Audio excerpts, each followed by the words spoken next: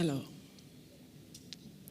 c'est avec bonheur que je remarque que la salle est vraiment remplie. Et cela me réjouit dans ce sens que la présidente de l'Institut national de la femme a dit, et je répète, nous avons tous une responsabilité, celle de partager vraiment l'information, la vraie, sur la loi 2021-12 qui porte sur l'avortement sécurisé. Chacun de nous, après cet événement, aura alors cette lourde responsabilité d'en parler dans son environnement immédiat. Merci à vous, Madame la Présidente de l'ONG Matayara, pour cette opportunité que vous nous offrez. Madame la Présidente de l'Institut national de la femme, Monsieur le représentant résident adjoint de l'UNFPA, Madame la représentante du directeur de la Bibliothèque nationale du Bénin, Madame la présidente de l'ONG Matayara, Mesdames et Messieurs, distingués invités, chers partenaires, chers jeunes, bonjour. Je suis honorée ce soir de prendre la parole au nom de Madame la ministre des Affaires sociales et de la microfinance, Madame Véronique Toye-Fodé, qui m'a chargé de vous transmettre ses salutations les plus cordiales, ainsi que son soutien constant à cette initiative remarquable qu'elle accompagne depuis des années. Vous me permettrez d'appeler votre attention sur un principe fondamental de l'action publique.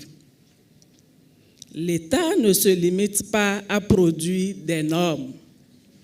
Il lui revient d'en garantir la compréhension, l'appropriation effective au sein de la société. La cérémonie de ce soir qui nous réunit aujourd'hui dépasse le simple cadre d'une compétition. Elle incarne une vision forte, celle d'une jeunesse qui s'exprime, qui pense, qui crée et qui ose transformer ses idées en œuvres concrètes. Livre ton livre est bien plus qu'une initiative culturelle. C'est un véritable espace d'expression, un levier d'émancipation et un puissant outil de valorisation du potentiel intellectuel de notre jeunesse, celle qui prend sa véritable place au sein de la société.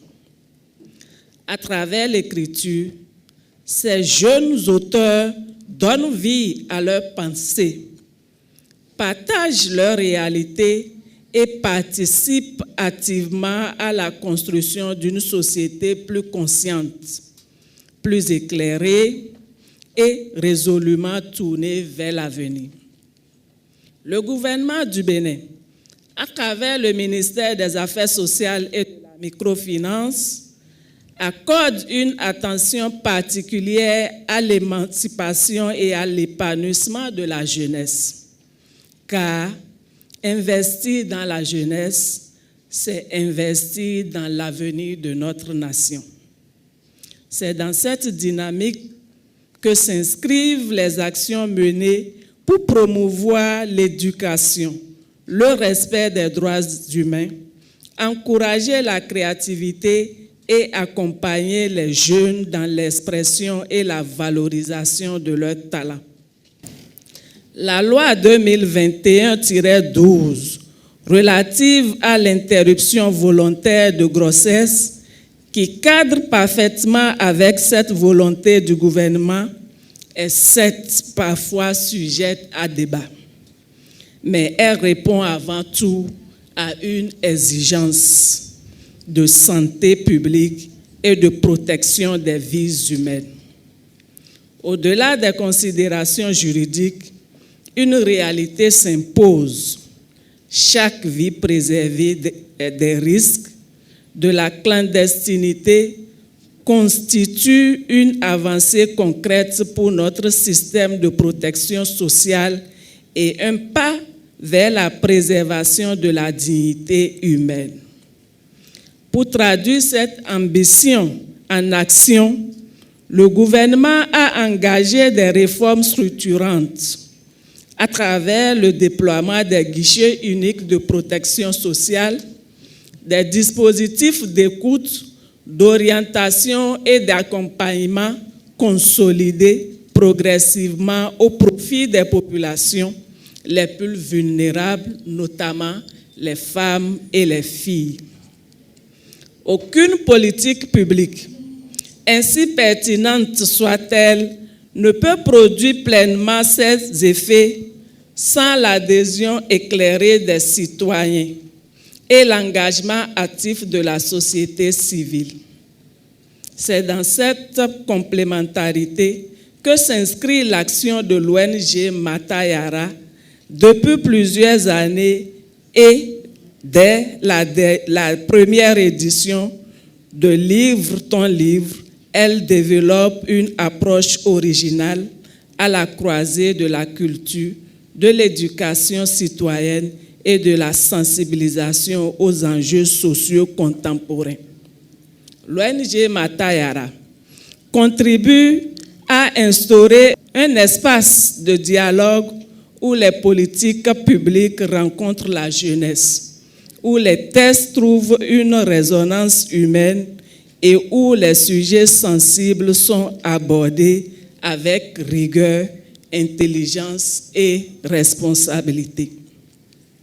Le 7 mars dernier, à l'occasion du webinaire organisé dans le cadre de la Journée internationale des droits des femmes, une réflexion collective a été engagée sur ces questions complexes.